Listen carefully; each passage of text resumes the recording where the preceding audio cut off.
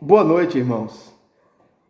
É uma alegria estarmos juntos neste culto que teremos nessa noite do dia 21 de abril, onde estaremos dando continuidade em ouvir os estudos do pastor Ebenezer Bittencourt falando sobre como lidar com o luto, ou seja, lidando com o luto.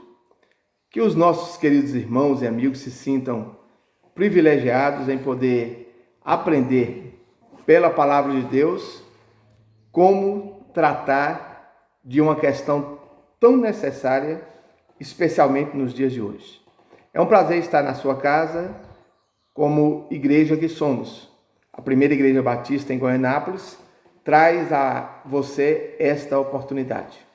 Nós iremos ler um texto que está em João, capítulo 14, e em seguida estaremos cantando um dos hinos do nosso cantor cristão e orando com os irmãos. O texto que nós estaremos lendo está no Evangelho de João, capítulo 14, de 1 a 6, que diz assim: Não se turbe o vosso coração, credes em Deus, crede também em mim. Na casa de meu pai há muitas moradas. Se não fosse assim, eu vos teria dito: vou preparar-vos lugar. E quando eu for e vos preparar lugar, virei outra vez e vos levarei para mim mesmo, para que onde eu estiver, estejais vós também. Vós sabeis para onde vou e conheceis o caminho. Disse-lhe então Tomé: Senhor, nós não sabemos para onde vais. E como podemos saber o caminho? Ao que lhe disse Jesus: Eu sou o caminho, a verdade e a vida. Ninguém vem ao Pai senão por mim. Vamos cantar o hino 236 do cantor cristão. Eu gostaria que você cantasse comigo este hino e depois estaremos orando. Atribulado coração, em Cristo alívio encontrarás, consolo, paz e seu perdão, sim, dele tu receberás. Ó, vem sem demora ao Salvador, porque vacilar e ter temor, ó, vem já, descanso te dará, dilacerado pela dor das tuas culpas do pecado. Vem sem demora ao Salvador e vida nova te dará. Ó, vem sem demora ao Salvador, porque vacilar e ter temor, ó, vem já, descanso te dará. A Cristo sem demora vem, pois Ele almeja te valer, pois sempre quer buscar teu bem. Confia nele em teu viver, ó, vem sem demora ao Salvador, porque vacilar e ter temor, ó, vem já, descanso te dará. Oremos. Nós vamos colocar algumas pessoas na presença de Deus que estão passando por momentos difíceis e também coloque o seu pedido, mesmo se ele já não estiver aqui, coloque a sua família na presença do Senhor. Obrigado, Pai, por esta oportunidade de estarmos juntos como igreja. Obrigado pelo teu poder derramado sobre o teu povo. Deus amado, obrigado por tudo que o Senhor tem feito no meio daqueles que buscam e temem ao teu nome. Queremos apresentar diante de ti toda a tua igreja aqui em Goianápolis, como também as tuas igrejas espalhadas por todos os cantos da terra. Queremos, ó Deus, te pedir por aqueles que estão aflitos, passando por momentos difíceis, muitos que estão passando e lidando com luto. Deus eterno, tem misericórdia. Em nossa cidade temos famílias que estão lidando com luto. Nós temos pessoas queridas em todas as partes do Brasil lidando com luto. Deus amado, derrame, ó Deus, o teu conforto e o teu consolo sobre cada uma dessas vidas. Agora, ó Deus, também queremos, de uma forma muito especial, colocar o irmão Edmilson, esposo da pastora Luciana, em tuas mãos.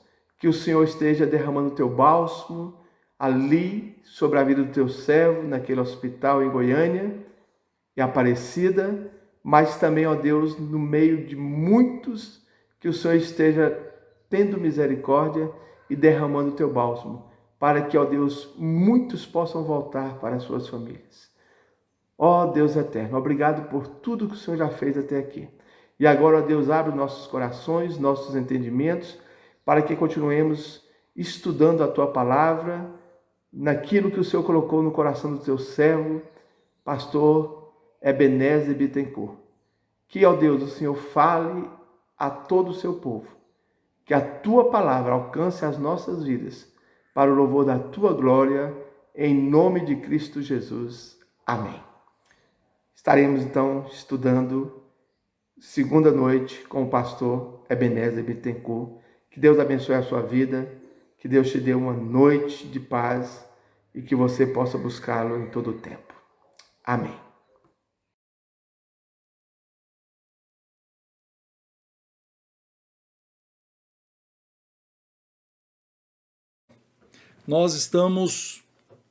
Nosso tema é lidando com o luto, lidando com o luto, e especificamente nós temos três assuntos especiais, né? Ontem nós falamos sobre vivendo cada fase da ausência.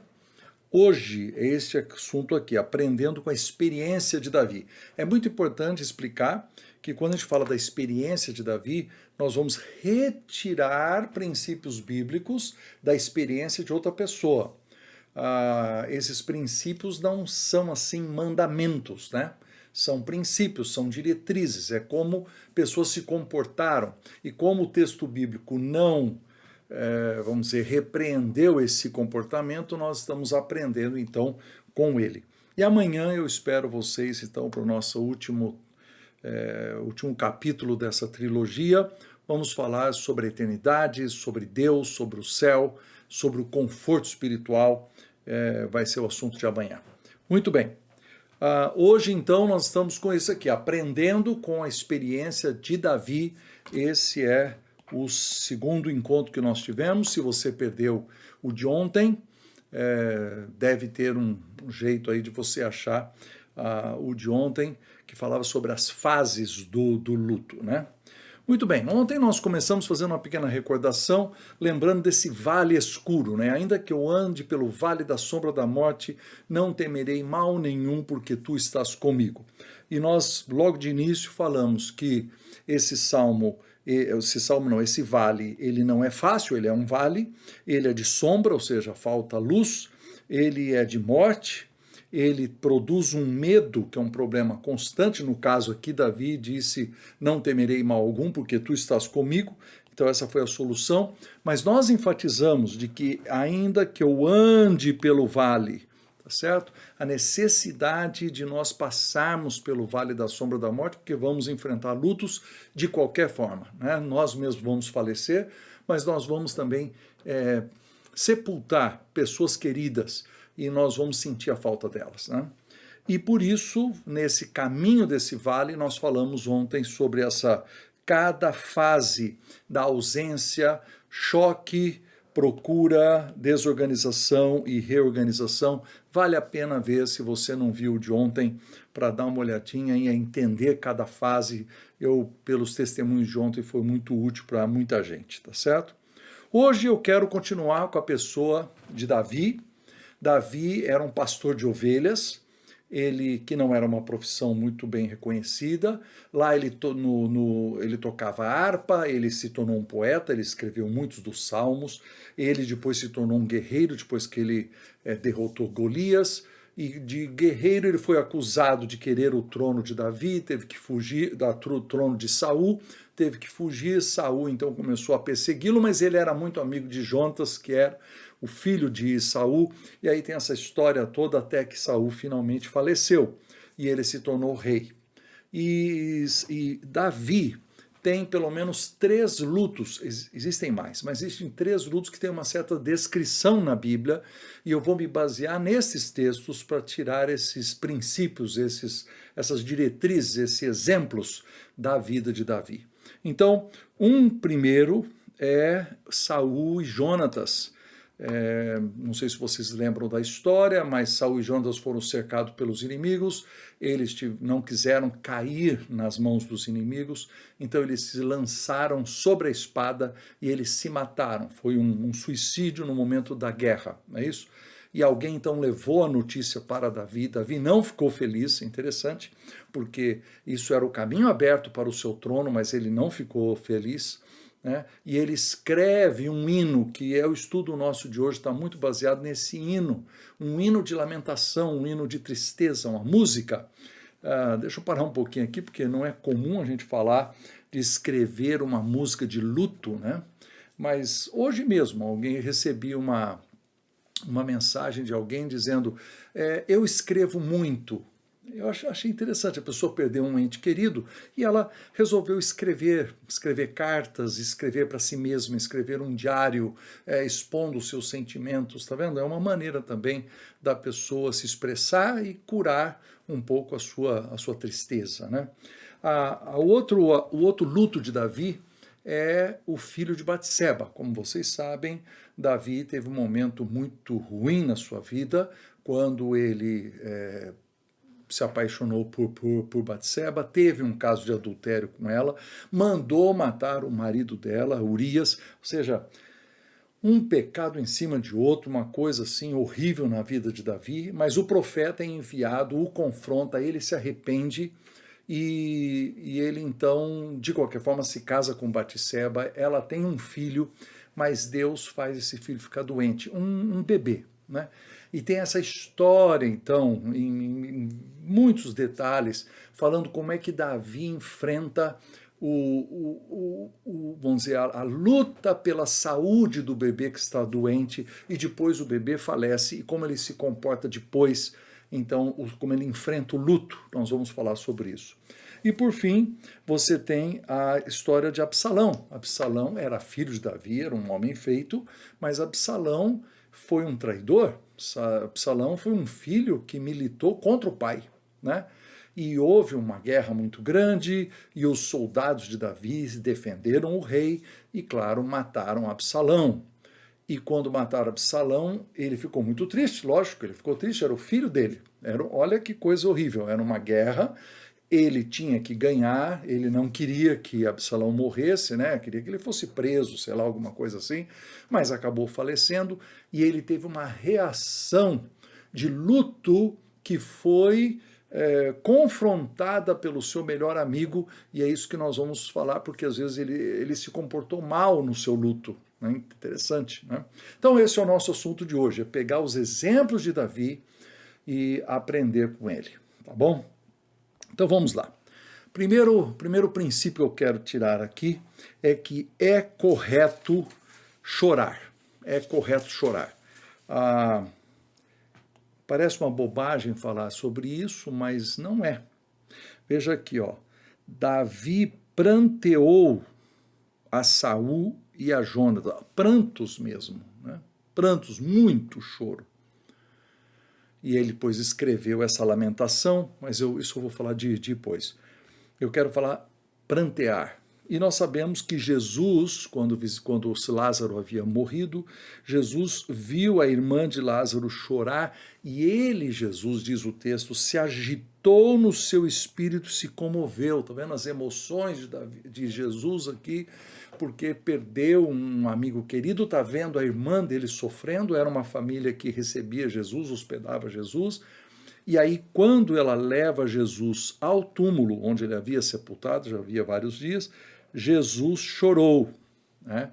E os judeus, então, vendo que Jesus chorou, dizem assim, nossa, olha aí como que ele amava essa pessoa, ou seja, as lágrimas demonstraram, ou foram vistas como uma demonstração de amor. Deixa eu parar um minuto aqui e dizer o seguinte, existe gente, acho que existe uma ideia, um mito, de que se você é cristão, você não devia chorar, porque aí cita o texto, a alegria do Senhor é a nossa força. Mas nós também precisamos pensar no outro texto que diz assim, alegrai-vos com os que se alegram e chorai com os que choram. A Bíblia não é um livro tolo, é um livro que entende como que as pessoas estão sentindo. A alegria dá mais força? Lógico, o abatimento do coração dá menos força, né? Então a alegria do Senhor é a nossa força? É. Mas suprimir tudo que nós estamos sentindo e não permitir que aquilo aconteça na nossa vida é um erro. É um erro, né? Eu tive uma conversa uma vez com uma senhora que é interessante, ela assim, sentada no sofá, eu lembro até hoje, né? E ela dizendo assim, não, mas eu aprendi que a gente não deve chorar, o marido dela havia falecido, que a gente não deve chorar, né? Porque a alegria do Senhor é a nossa força. Eu falei, mas Jesus chorou. E aí que o olhinho da mulher iluminou assim, é verdade, Jesus chorou, nunca tinha pensado nisso, tá vendo? Olha como é que é a coisa, ela foi doutrinada de uma certa forma, e ela então se permitiu chorar, né? No entanto, nós precisamos compreender algumas coisas. Por exemplo, nós choramos em horas diferentes. É muito possível, aliás, eu tenho um fato para contar.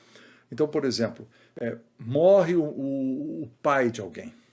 E essa pessoa, então, levanta, ele é o líder natural na família e corre atrás de coisas financeiras e coisas do enterro e detalhes, etc, etc. Ele não chora, ele está agitado, ele está correndo, tá certo?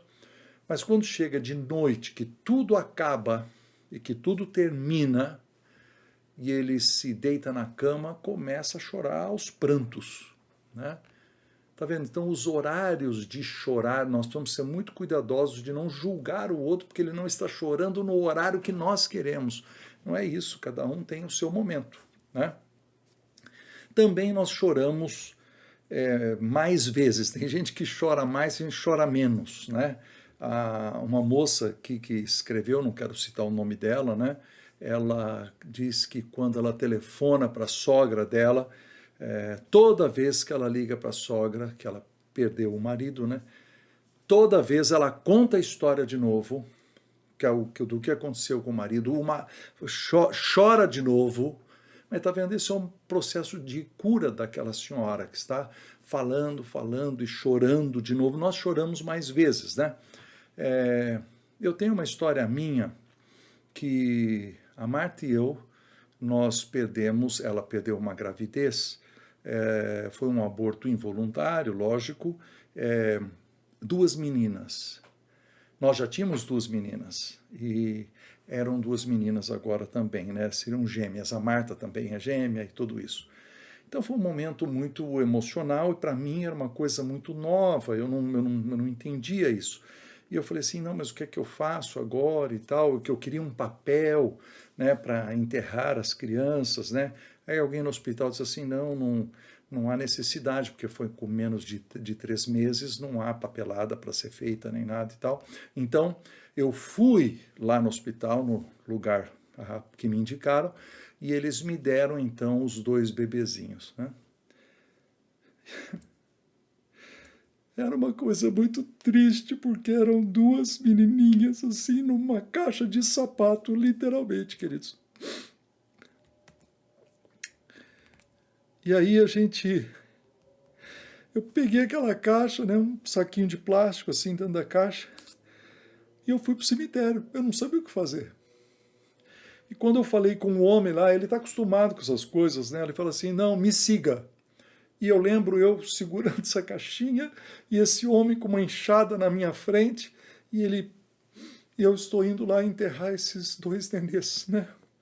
Era choro, estou sozinho, a Marta não está comigo, ela está no hospital, é uma coisa muito triste. Bom, passou, né? Digamos assim, passou. Passou anos, né? Davi, nosso filho, nasceu. Anos depois, eu estava nos Estados Unidos, numa conferência, e nessa conferência um homem enorme, maior do que eu, né? Devia ter perto de 2 metros, e a esposa contando a história de também uma criança que eles perderam e como que aquilo afetou eles. E aquilo, você vê, anos depois começou a mexer comigo, foi ressuscitar aquelas emoções, coisa que eu não estava esperando. Eu achava assim que, não, eu já entendi, foi um propósito de Deus, eu já tive outro filho, a coisa está tocando em frente, mas quando eu fui falar com ele, e quando eu comecei a falar com ele, eu comecei a chorar, mas chorar de uma forma que eu não esperava de jeito nenhum, e eu abracei aquele gigante assim, né, que é um homem forte, e ele me segurou assim, e eu estava lá que nem uma criança no colo dele chorando. Então, é correto chorar. Davi pranteou, Jesus chorou, né? Segundo princípio é que é correto, mais ou menos parecido com o anterior, só que o anterior, chorar é um ato externo. Angústia é um ato interno, é uma situação interna, é uma angústia que eu sinto no coração. Então, notem os verbos aqui. Davi e os seus guerreiros prantearam, choraram, jejuaram por causa de Saul e de Jonatas, né? E ele usa essa palavra especificamente. Quando ele fala de Jonatas, ele diz, angustiado estou por ti, meu irmão Jonatas. Então ele fala da sua angústia, o peso na alma, né? O peso no coração, que é muito forte, né? Interessante que esse peso, essa é como se tivesse uma pedra muito grande em cima de você, né? É uma coisa real, né? É uma coisa real. Eu recebi um e-mail de um irmão, eu não quero dizer de qual cidade que ele mas muito longe daqui de onde eu moro, e ele mandou um e-mail porque ele havia lido o meu livro, né? Jesus Chorou e Eu Também, e ele me escreveu. Ele disse assim, eu perdi a minha esposa agora por causa do Covid. E eu fiquei com 3 filhas para eu criar. Então ele cita as idades das filhas, e eram filhas razoavelmente grandes, assim, 18, 16, 14, uma coisa assim. E ele falou assim, estou desolado. É uma palavra forte, estou angustiado. Estou com um peso na alma que é muito grande. Aí ele diz, mas o seu livro me ajudou muito, né? Eu sei que eu tenho a missão de criar essas 3 crianças, né? Que coisa boa, né? Ele está com o peso em cima dele. Ele tem uma angústia verdadeira, mas ele sente assim um senso de missão, de que ele precisa cumprir a sua parte como pai, né? E aí ele lê um livro e ele lembra de textos da Bíblia e tem um capítulo no livro que é sobre o céu, eu vou falar sobre isso amanhã, e ele então ele sente uma alavanca divina jogando ele para cima, né? Vejo outro exemplo ruim de uma filha que está chegando no enterro, vai ver o seu pai pela primeira vez, e um cidadão, um amigo, né, para ela, segura ela e diz, olha, calma, calma, não começa a chorar, não sei o quê. Uns conselhos assim, calma, calma, não começa a chorar, que é isso? Não sinta o que você está sentindo, não deixe transparecer as suas emoções, né? Aí aquela filha chega e encontra os irmãos e a mãe ali do lado. Então, como assim, cortar a pessoa, né? Tá errado, tá errado. Nós precisamos entender que a angústia é possível, ela é possível, né? Mas o interessante, né, o texto bíblico continua lá em Tessalonicenses e diz o quê? Que Paulo estava escrevendo aquele texto para não vos entristecerdes como os demais que não têm esperança. Aí ele descreve a volta do Senhor Jesus e ele diz, consolai-vos uns aos outros com essas palavras. Ou seja, vai haver angústia, vai haver tristeza, vai haver. Então vocês vão ter a tristeza, vocês vão precisar de consolo. Está aí no texto, ó. Né? E nós vamos consolar uns aos outros com as mensagens da Bíblia e do encontro com o Senhor Jesus e o retorno de Jesus nos ares, etc. Mas não é errado sentir a angústia. Claro,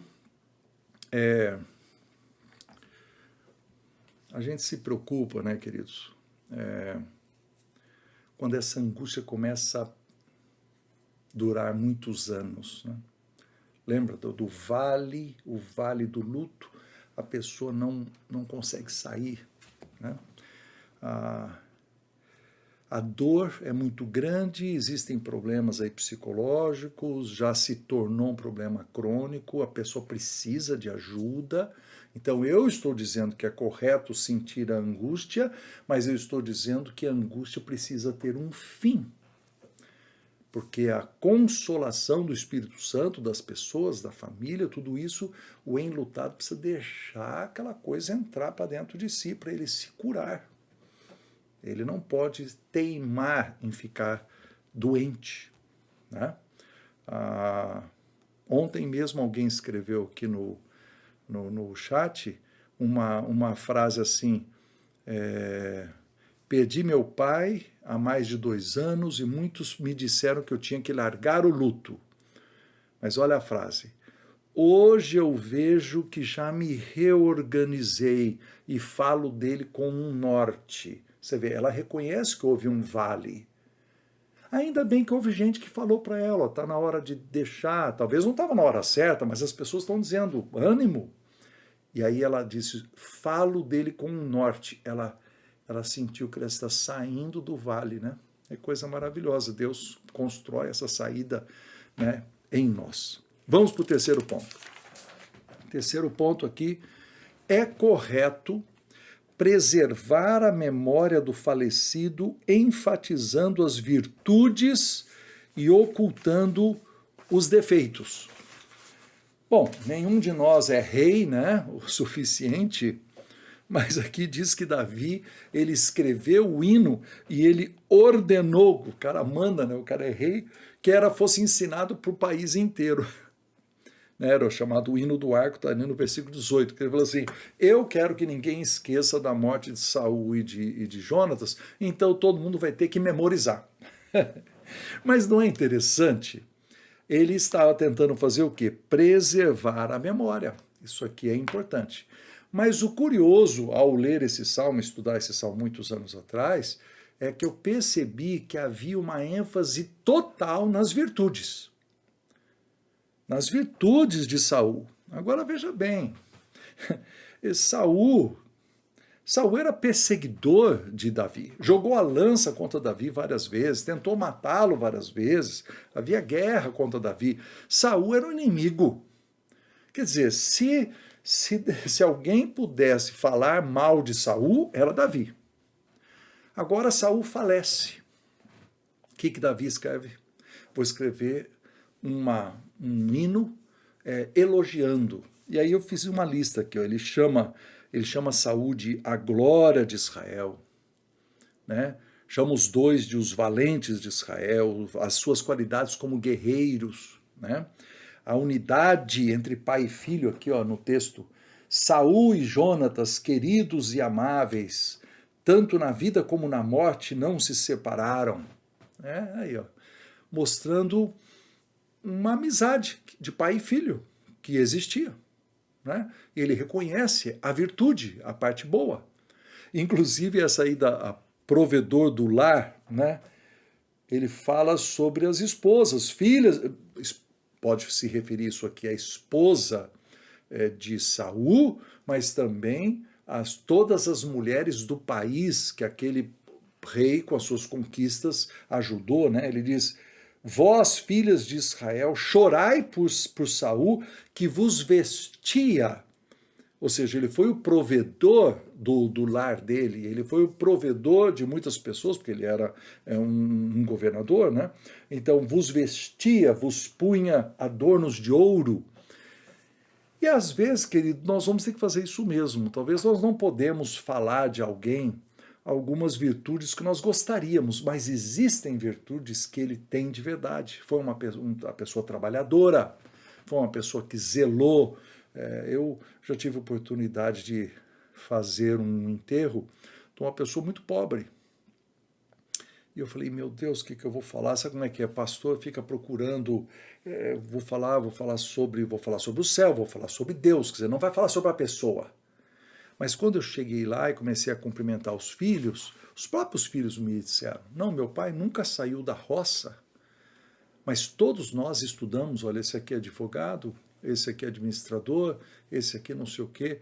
Quer dizer, aquele velhinho lá trabalhando na roça, esse camarada colocou todo mundo na escola. Essa é uma grande virtude deste homem. Imagina, teve uma visão de longo prazo. Ele falou, eu vou mudar a história da minha família. Mesmo que eu não consiga, meus filhos haverão de conseguir. Né? E um detalhe que acontece aí no caso de Saul é que ele esconde, eu coloquei aqui, ele esconde o suicídio, né? Na verdade ele diz assim, versículo 20, né? Não o noticieis em Gate, nem o publiqueis nas ruas de Asquelon, para que não se alegrem as filhas dos filisteus, nem saltem de contentamento. Quer dizer, que os inimigos não fiquem felizes sabendo de detalhes ruins. Não conte para eles. E ele escreve falando só das partes boas. Eu quero fazer um comentário assim, ó. Nós precisamos ser pessoas que contam histórias. Nós devíamos fazer isso agora que estamos bem de saúde. Quando a gente está com a família, vou contar para vocês como é que eu e tua mãe, como é que a gente se conheceu. E aí tem versões divergentes sobre quem que diz que estava apaixonado primeiro, mas isso é legal. Como é que eu consegui o meu primeiro emprego? Como é que a gente trabalha? Nossa, são histórias, você precisa contar isso para os filhos. Conta isso no Natal, em aniversários, em data nenhuma especial, né? Contar as histórias. Agora, quando nós fazemos um culto em memória de alguém, né? É muito interessante esse conceito. O culto, nós que somos cristãos, não fazemos o culto para o bem da pessoa que faleceu. Nós fazemos para o consolo dos familiares, mas nós fazemos em memória. O que é em memória? Em memória, gente, é dar ênfase aos testemunhos. Eu tive uma experiência, eu tive um amigo muito grande, um bom amigo, chamado Abílio. Quem lê meu livro vai conhecer, né?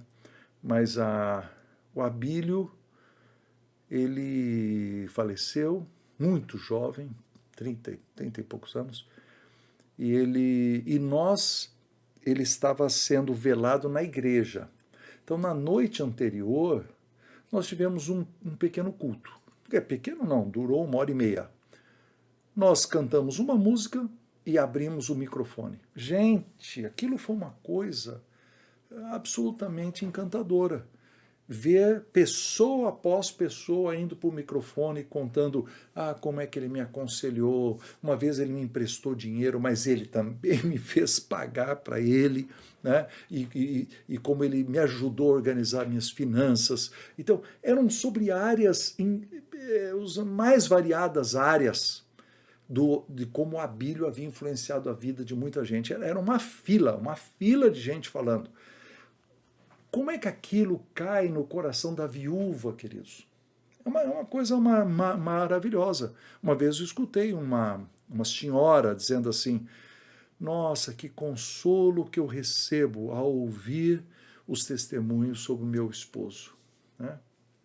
Então nós devemos contar as histórias. Eu queria nesse momento tirar um momento para dizer que durante a pandemia, muitos não têm tido a oportunidade de ter o ritual, né, da despedida. É uma coisa muito triste, porque fechar um capítulo, se despedir da maneira adequada, é algo que devia nos sustentar, devia nos ajudar. Mas ajuda a nossa alma, né? Mas eu quero dizer para você, você que é um amigo, você que é um pastor, você que é uma amiga, olha, vá lá na casa dessa pessoa, se você puder, ou por telefone, e diga assim, me conte algumas das histórias. Me conte. Porque esse é o princípio que nós estamos defendendo aqui, ó. É correto preservar a memória. É correto. É necessário. Ajude a pessoa a falar. E enfatize as virtudes. E oculte todos os defeitos. Né? Vamos seguir. Em quarto lugar, é correto, e eu acrescentei a palavra eventualmente aqui, vou explicar por quê, é correto falar em voz alta, declarando amor ou saudade. Gente, eu estou entrando aqui num terreno muito perigoso e eu espero que vocês me entendam. Por quê? Porque a Bíblia é muito clara em dizer que nós não devemos consultar mortos. Né? Está aqui o texto, coloquei o texto aqui. Não se achará entre ti quem consulte os mortos, pois aquele que faz tal coisa é abominação ao Senhor. Então, vamos deixar isso bem claro. A Bíblia é contra falar com os mortos. A Bíblia não dá a entender, não deixa claro que os mortos estão nos observando. Não parece ter clareza na Bíblia a respeito de nós falarmos com mortos e eles estarem escutando. Então, queridos, nós não estamos ensinando, eu não estou ensinando aqui que nós podemos falar com os mortos e que os mortos nos escutam. Eu não estou ensinando isso, tá certo? Mas o que eu estou percebendo é que no texto de Davi, aliás, 2 vezes na história de Davi, ele fala em voz alta. Veja bem, ele não está falando com o morto. Parece que ele está falando consigo mesmo, né? Olha aí, ó. Angustiado estou por ti, meu irmão Jonatas. Mas isso é uma parte da música que ele fez. Jonatas não está lá. Jonas está falecido no campo de batalha, tá certo? E também quando Absalão morreu, ele falava, Absalão, Absalão, meu filho, meu filho. Então, é uma expressão de angústia da alma. Né? E o que eu quero ensinar, eu quero ser muito claro com isso, eu não estou ensinando um tipo, falo isso com muito respeito, tá, queridos? Não estou ensinando um tipo de terapia fúnebre, né? Na qual você precisa falar com os mortos para curar a sua alma. Não, não é isso. Temos que falar com Deus, nada de falar com o morto. Mas eu queria ensinar para todos nós que nós devíamos ter um pouco de sensibilidade. Por quê? Porque eventualmente, foi a palavra que eu usei, eventualmente, É possível que alguém pegue uma fotografia, eu vi isso uma vez, a pessoa pega uma fotografia da esposa e ele fala assim, puxa vida, amor, eu te amava muito.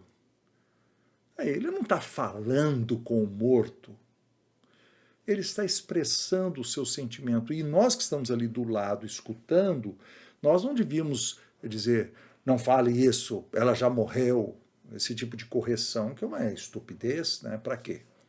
No entanto, agora vamos para o ensino bíblico.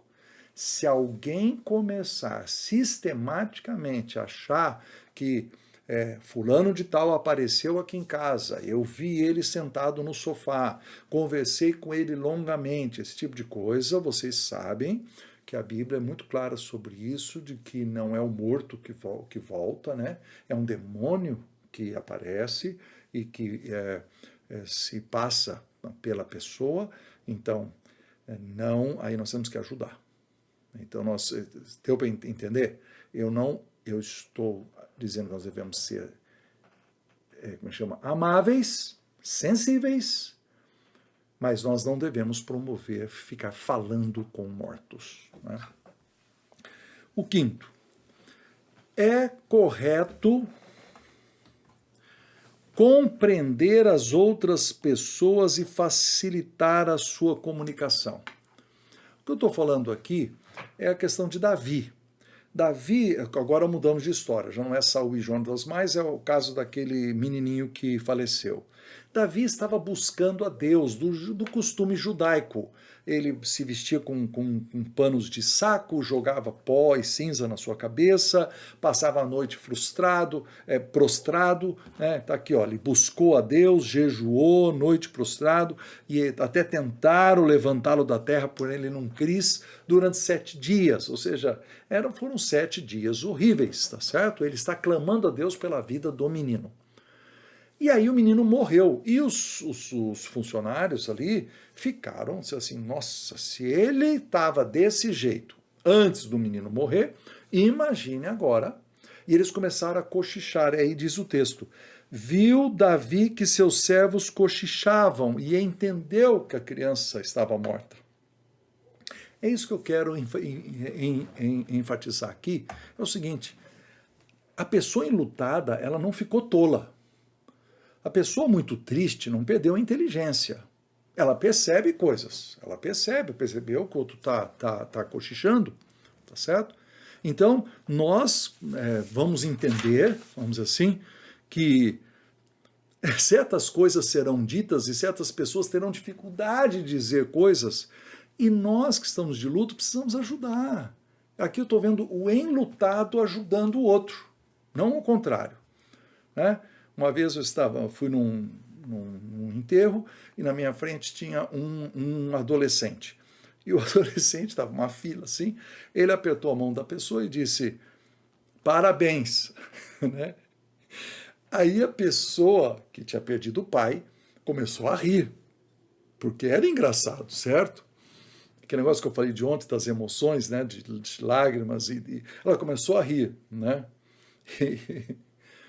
Eu que estava atrás, né, eu me segurei, porque eu nem sabia qual é a reação certa.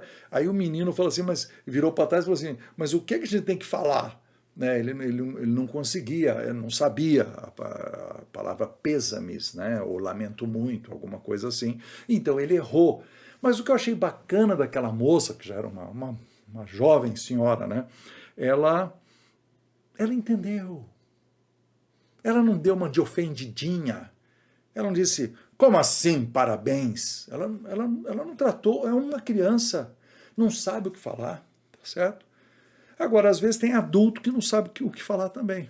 Uma vez eu estava num enterro e veio um cara falando assim, começou a puxar um assunto comigo sobre economia.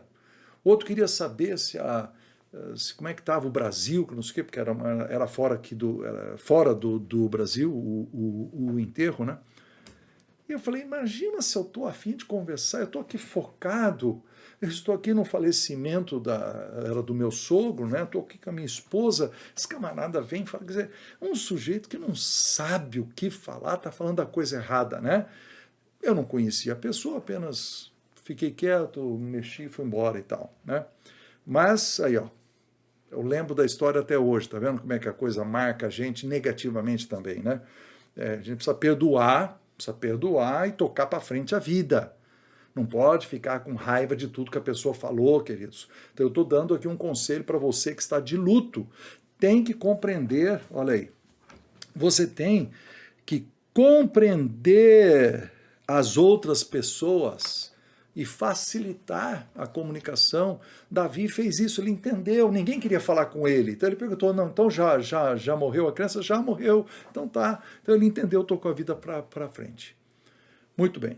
Sexto, é correto sentir algum tipo de alívio depois do sofrimento. Quando a criança morreu, Davi se levantou, lavou-se, ungiu-se, mudou de roupa, foi até o templo adorar, retornou, veio para casa, pediu pão e comeu. Então, quer dizer, ele fechou esse capítulo. Ele falou, eu não vou continuar sofrendo mais. Tá? Existe um certo tipo de alívio, gente, que acontece. Só que aqui eu estou mostrando aqui abaixo, ó, enlutados às vezes não querem sentir o alívio. Eles acham que é pecado sentir certo alívio. Eles têm uma certa codependência de significado. Ele acha assim, o que eu significo? Onde é que está o meu valor? Quero falar isso com carinho, porque eu sei que tem gente sofrendo muito, veja bem. Pensa numa pessoa que vai cuidar de alguém. Eu soube esses dias de um homem que cuidou da esposa dele durante 20 anos. Eu estou falando de 20 anos, queridos, sem relações amorosas, sem relações sexuais, vamos dizer assim. 20 anos só de enfermidade. 20 anos de cuidado, de fidelidade àquela esposa. Depois de 20 anos, a esposa falece. O que a pessoa sente? Ela sente um certo alívio. Não é pecado sentir o alívio. Tem um outro caso, que também é do meu conhecimento, que é o contrário. Um caso de violência. O marido, alcoólatra, batia na esposa, né? E as vizinhas falavam assim, larga ele, denuncia que negócio e tal. Só que chegou um ponto que esse homem teve Alzheimer. E a mulher podia ter colocado ele num asilo, mas ela resolveu cuidar dele. Um amor fabuloso, né? Cuidar daquele que a agredia. Então, aqui durou anos. Anos, quer dizer, ela passou anos com violência e depois anos de amor dedicado a essa pessoa, a esse homem. No final, ele faleceu. O que ela sente? Um alívio. Esse alívio não é errado sentir. Às vezes, a pessoa morre, queridos, e a situação era muito difícil. E você precisa fechar aquele capítulo e tocar a vida para frente. O pastor Jeremias Pereira conta a história para nós, falando de luto, né? Quando faleceu a esposa dele, ele agora está casado de novo, né? Mas quando morreu a esposa dele, ele andava muito triste, os filhos iam lá dormir na cama com ele, esse tipo de coisa e tal, mas um dia o menino menor chegou para ele e falou assim, pai, não estou aguentando ver o senhor tão triste, o senhor é uma pessoa sempre alegre. E ele disse que essa frase foi a frase que Deus usou, ele falou assim, estou deixando a tristeza consumir a minha alma, eu preciso buscar a Deus, né? Então, esse fechamento do capítulo, dizer, terminou e eu não preciso carregar esse peso mais, é muito importante. Então, eu escrevi aqui no final, ó. Não é saudável o enlutado teimar, né, em sentir tristeza quando ele poderia estar curado. Assim, não, eu agora vou ficar triste, ninguém me consola. Eu não estou querendo ser insensível, né? Vocês estão me entendendo? A pessoa... Mas, queridos, um luto que vai se esticando, ele está errado. é preciso chegar no final do capítulo da vida. E por isso nós chegamos no ponto 7. É correto aceitar a morte e retornar às responsabilidades. Tem duas histórias. Primeiro eu já contei, né? Que os servos, quando ele trocou de roupa, disseram assim, mas como? O senhor antes estava todo triste, agora o senhor trocou de roupa, pediu comida. Aí ele falou, não, olha, antes eu estava pedindo a favor da criança para ela não falecer. Né? Mas ele agora, né, jejuei e chorei, porque eu falei, quem sabe o Senhor se compadecerá de mim. Mas agora ele falou, né, eu irei a ela, porém não voltará para mim. Quer dizer, ele entendia que haveria um encontro na eternidade com aquela criança. E nós vamos falar sobre isso amanhã. Mas a segunda história é a história mais difícil. Por quê? Porque quando houve a história de Absalão,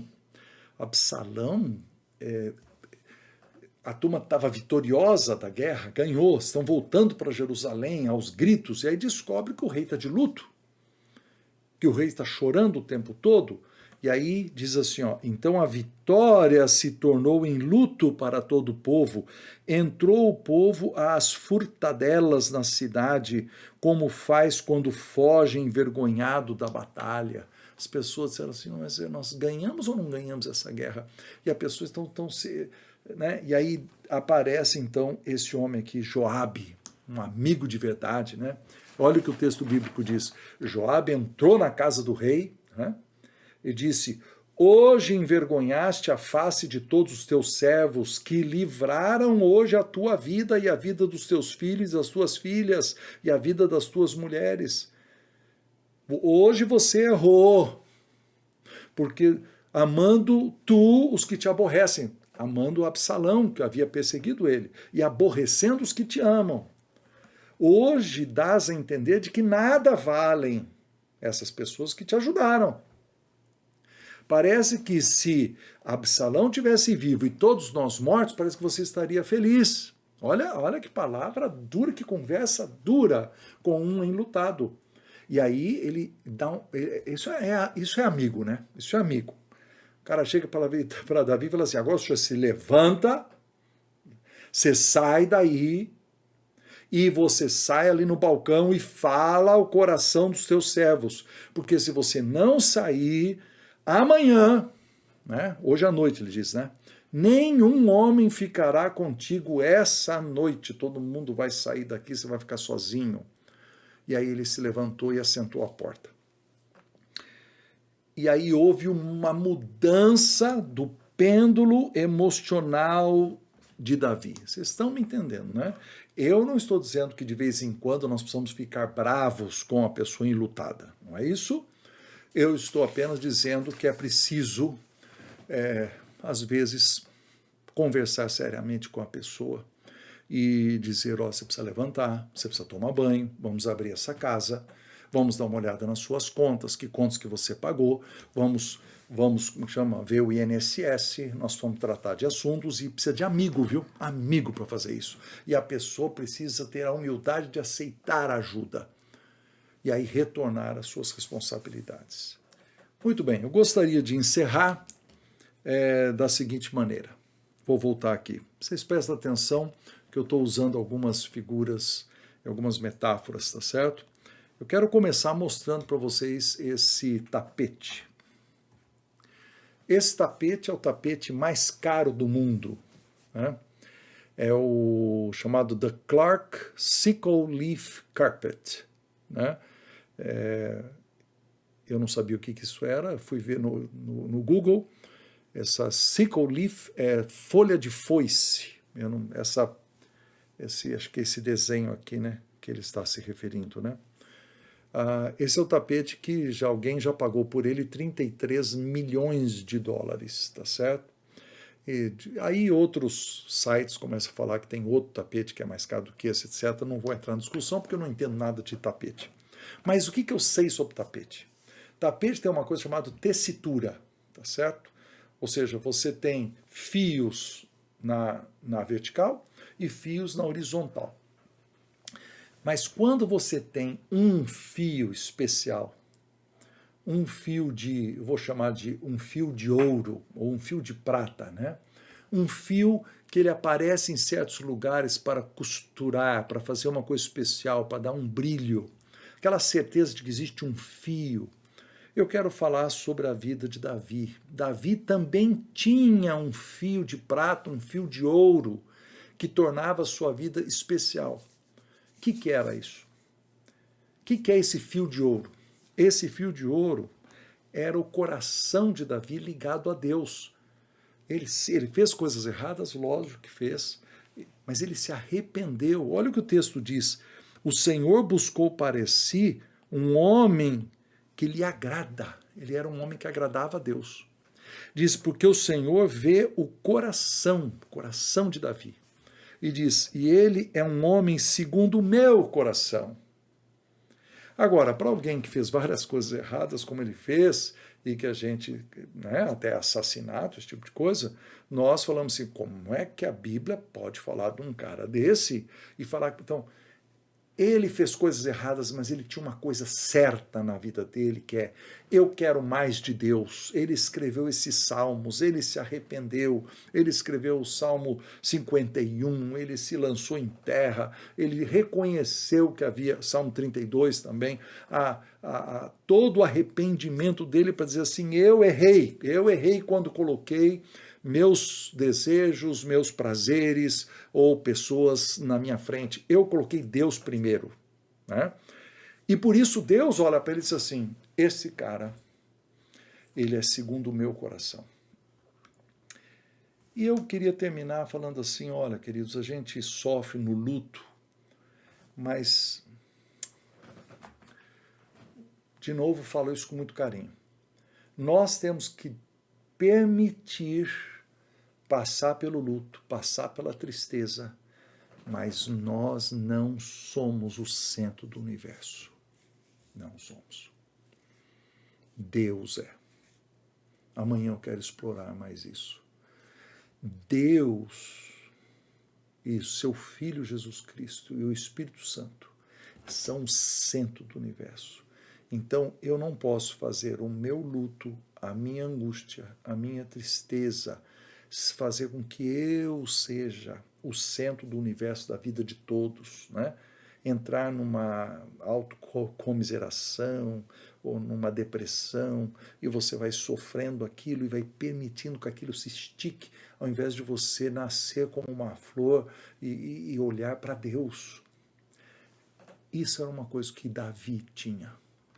Davi passou por muitos lutos, passou por guerras, passou por conflitos, perigos de morte, passou por riqueza, passou por perseguição e pobreza, às vezes não tinha o que comer, mas Davi manteve o seu coração ligado a Deus. E eu quero lembrar de um momento na nossa história, 108 anos atrás, desses homens aqui que também colocaram Deus em primeiro lugar. Esses aqui são os músicos do navio Titanic. E se vocês conhecem a história, no final, quando estava afundando o navio, eles tocaram aquele hino, mais perto quero estar, meu Deus, de ti.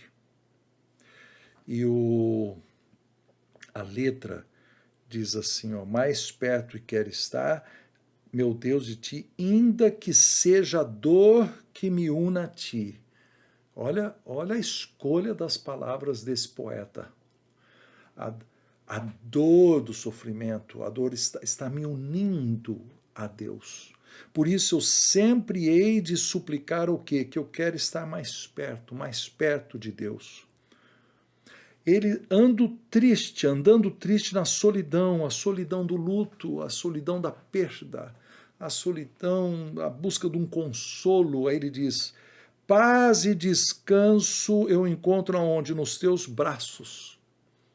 Por isso eu sempre vou suplicar o quê?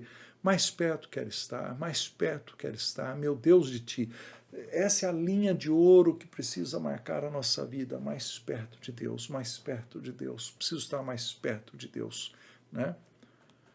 E a última, E quando a morte, enfim, me vier chamar, ele não está falando do enlutado, está falando dele mesmo, da sua própria morte.